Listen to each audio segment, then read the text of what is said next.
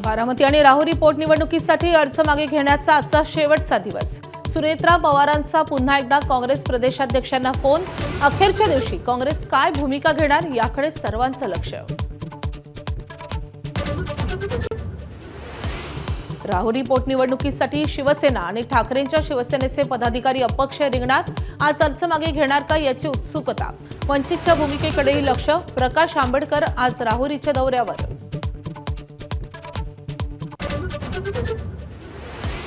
बारामती पोटनिवडणुकीसंदर्भात काँग्रेस थोड्याच वेळात सकारात्मक निर्णय घेईल। रोहित पवारांना विश्वास। उमेदवार मागे घेण्याची चेन्नीथलांना विनंती। मुंबईत हर्षवर्धन सपकाळांची घेतली भेट।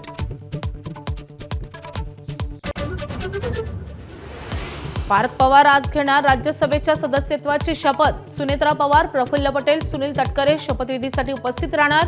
बारामती संदर्भात पार्थ काँग्रेस नेत्यांची भेट घेणार का याची उत्सुकता। बीडच्या मस्साजोगमध्ये सरपंच पदासाठी पोटनिवडणूक। दिवंगत संतोष देशमुखांच्या पत्नी आज 11 वाजता उमेदवारी अर्ज दाखल करणार, तर निवडणूक बिनविरोध करण्याचा देशमुख कुटुंबियांचा प्रयत्न।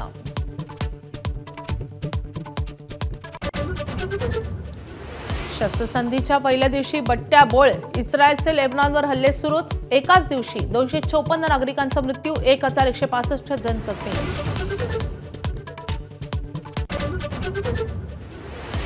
नाशिकमध्ये नामांकित बहुराष्ट्रीय कंपनीत लैंगिक अत्याचाराची खळबळजनक घटना। 8 महिलांची तक्रार, 6 जणांना अटक, 2 आरोपी महिला फरार। चौकशीसाठी एसआयटीची स्थापना।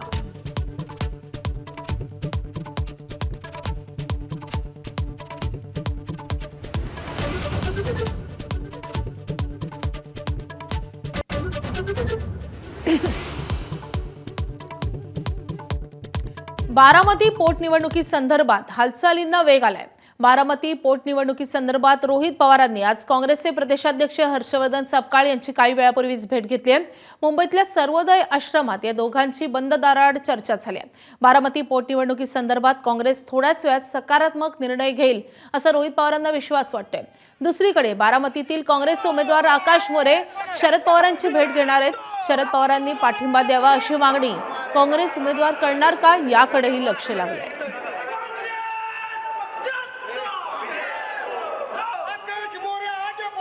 तर बारामती पोटनिवडणुकीसंदर्भातल्या या महत्त्वाच्या 2 घडामोडी आपण पाहतोय।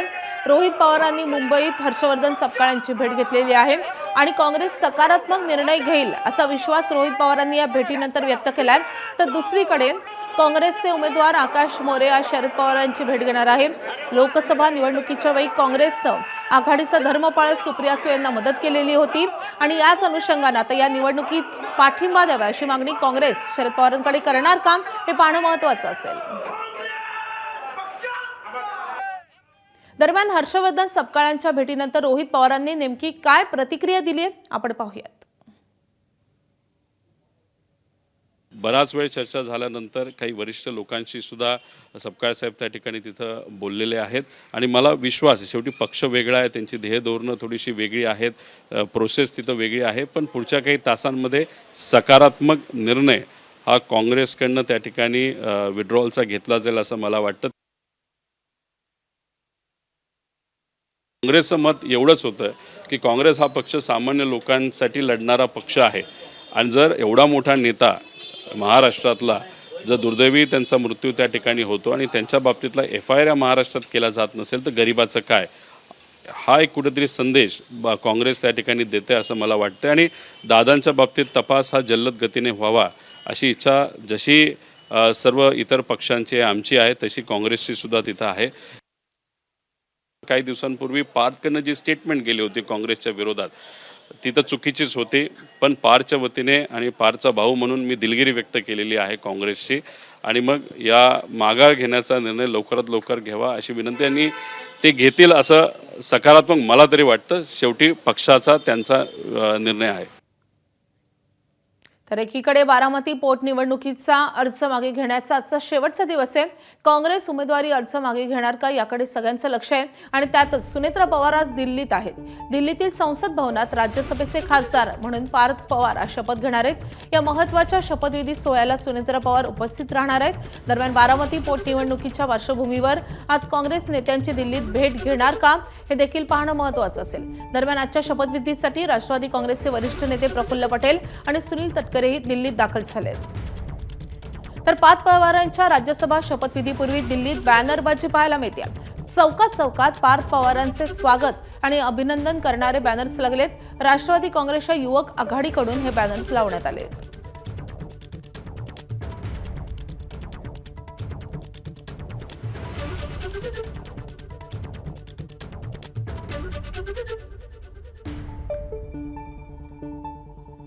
तर राष्ट्रवादी काँग्रेसच्या युवक आघाडीकडून पार्थ पवारांचे अभिनंदन करणारे बॅनर दिल्लीतल्या चौकात चौकात पाहायला मिळतात. आज पार्थ पवार यांचा राज्यसभेचा खासदार म्हणून शपथविधी होतोय.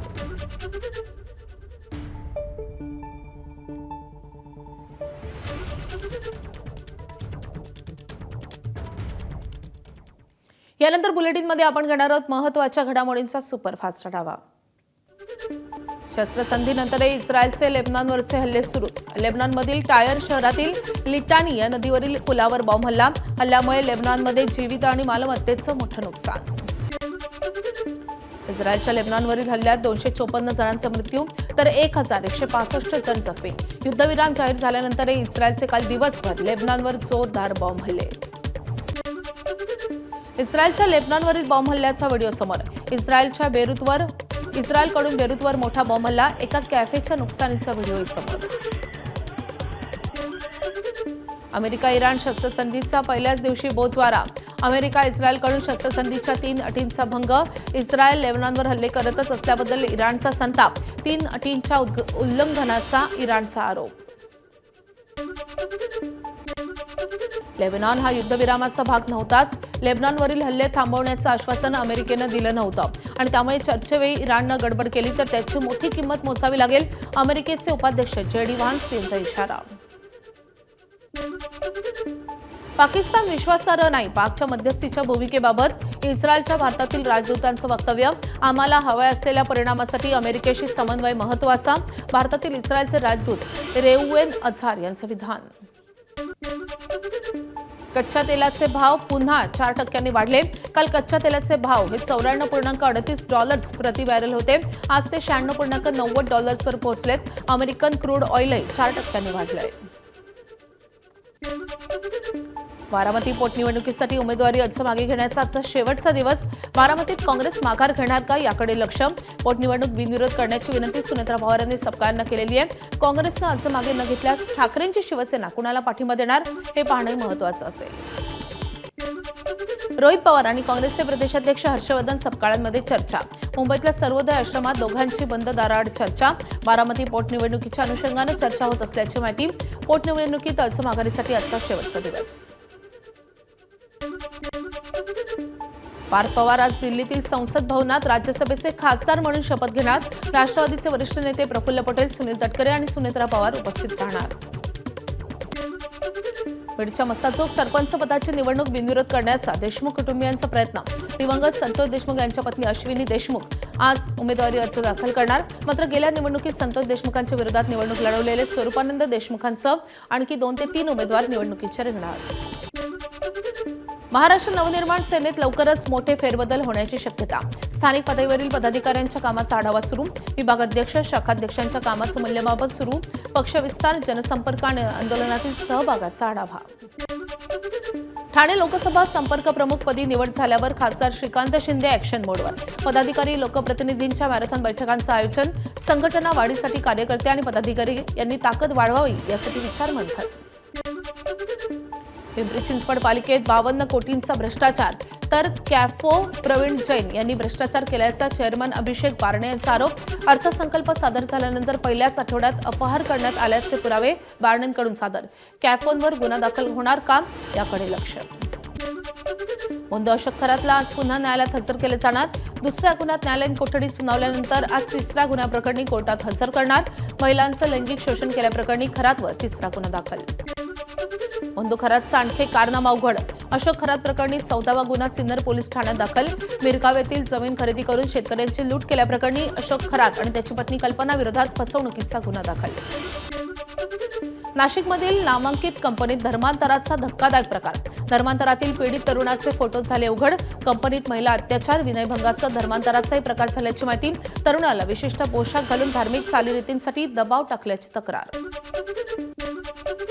पुणे महापालिकेत महिला अधिकाऱ्याला धक्काबुक्की आणि शिवीगाळ. सांस्कृतिक विभागाच्या उपायुक्त आशा राऊत यांना धक्काबुक्की. शिवीगाळ कविता पटेकर यांच्या विरोधात शिवाजीनगर पोलीस ठाण्यात गुन्हा दाखल. फाईल महिन्याभरापासून अडकून ठेवल्याचा पटेकरांचा आशा राऊतांवर आरोप.